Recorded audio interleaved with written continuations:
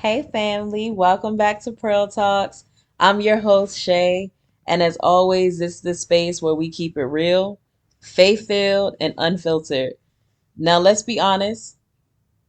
Today's episode, it feels different. It's not light, it's not funny, it's vulnerable, and those who know me, mm-mm, I don't do this often, but I know that I had to. Because grief is one of those things that sneaks up on all of us. And if I'm going to be real with y'all, I'm going to tell y'all straight up it does not whisper, but it swings.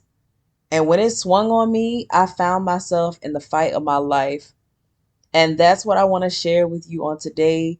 Not just the blows I took, but the moments where I started swinging back.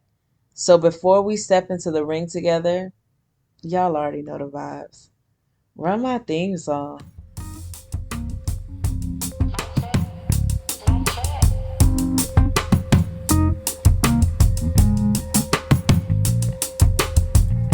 Whoa, Pearl Talks, where I should listen through conversation. This is Pearl Talks on how I find freedom and revelation. Welcome to Pearl Talks. Like, share, and comment. I know you love it. I'm sharing all my world through Pearl Talks. Oh yeah, that's gonna be fire. That's gonna be fire.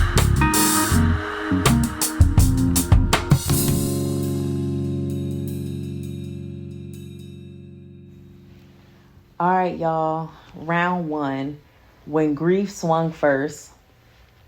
So there's this thing that people don't talk about enough called active depression. Not everybody shuts down when they're hurting. Some of us get louder. We move more, we do more, we stack our schedules with everything under the sun because if we sit still, that means we got to sit with our pain. And honey, that was me. I did not know how to ask for help. I've always had this independent streak. So when depression hit me, I stayed in motion. From the outside, it looked like strength. But inside, I was just trying my best not to fall apart. And I kind of want to pause there because people need to understand that active depression is real. And it doesn't get nearly enough spotlight in the culture that we're in right now. That's why you see people on social media laughing and joking one day and then gone the next. On the surface, it looks like they're fine, but underneath, they out here fighting for their lives. I thought that I could stay busy enough to outrun it, but here's the truth that came from lots of therapy and lots of self-evaluation. You cannot outwork grief. You can try, but it will always catch up. And when it finally caught me, I knew that I was in the fight of my life. The first real fight with grief, it wasn't just about losing somebody, but it was about losing balance, losing stability. Within the first year of marriage, y'all, my grandfather passed away. At the same time, I found out that I was pregnant, and me and Chris were already in those early marriage lows that nobody likes to admit. And on top of that, we were trying to find somewhere to live.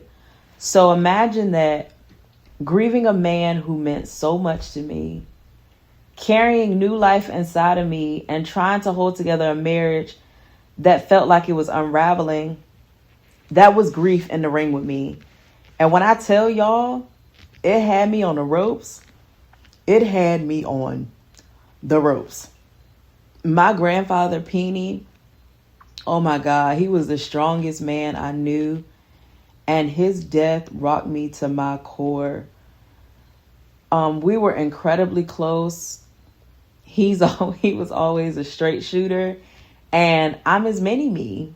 I adored that man. And honestly, God took time to prepare me when losing him.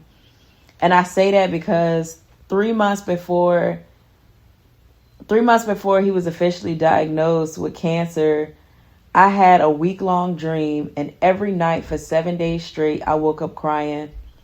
And on a day that dream became real life, that's when I stepped into the ring for real, and that's when grief swung on me, and I had to go blow for blow.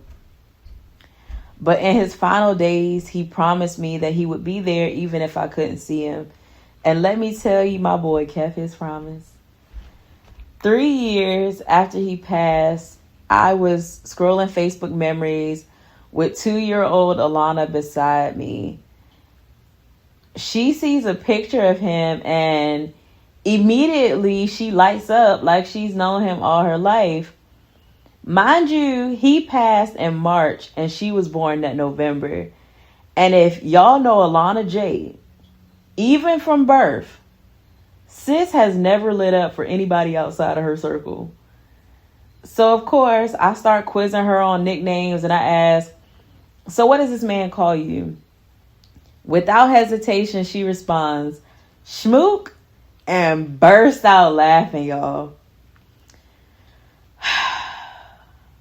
Bro, I cried for like 2 hours because that's what he used to call me. And in that moment, I knew that his presence and his love was still covering us. But even like with those glimmers of comfort, I was still overwhelmed. So I did what I knew. I did what I knew best. I kept stacking my schedule. I kept moving because it wasn't easy for me to communicate that I needed help. And inside of that grieving state, I did not know how to let anybody else in. But here's the thing. Y'all know in boxing, the fighter isn't the only one in the ring. Between rounds, they go back to their corner. Somebody wipes the blood. Somebody speaks life back into them. And somebody reminds them of the strategy. And that's what God was for me. And all the rounds where I was taking hits, he was still there in my corner. But let me be real with y'all. There was a turning point before I even hit 30 years old. Somewhere in the middle of all the chaos where I started to take control back. Therapy helped me face what I kept running from. Stepping up in church, I lead empowerment. That really helped pull me deeper into revelation, not just those surface level pick-me-ups. And little by little, I started to find that girl that I lost. I got back into working out. I started finding my style again. And listen, it ain't nothing worse as a woman than losing your flair, bro. I'm telling y'all, I was at that stage where I was wearing pencil skirts and New Balances. And I don't know what y'all do, but that's not cute. Sorry. Side note. And most importantly, I started being myself again. But that season, it didn't erase the grief, but it showed me that I could swing back and that I didn't have to be bleeding all over the ring. You feel me? So if we fast forward a few years into my 30th birthday, my theme was rest in peace to my 20s.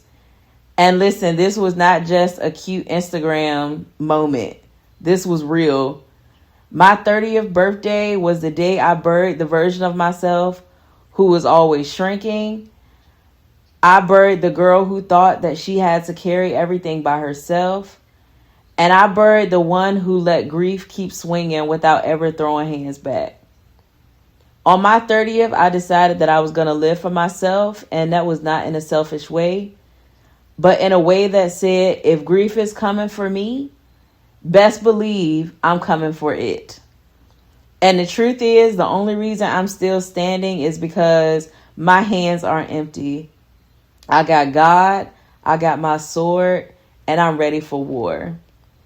But before I close, let me say this because it's so important to me. Y'all, my grandparents will always hold space in my life. If you ever scroll my personal Instagram, you're going to see their faces because they built me. My grandma Mallory, my twin, with her no nonsense and teacher skills, she gave me my discipline. My granddaddy Peony, with his strength and resilience, he showed me how to keep standing when life swung. My granddaddy Mallory, with his charm, charisma, and that Mallory smile, he taught me how to shine and not worry about how people reacted.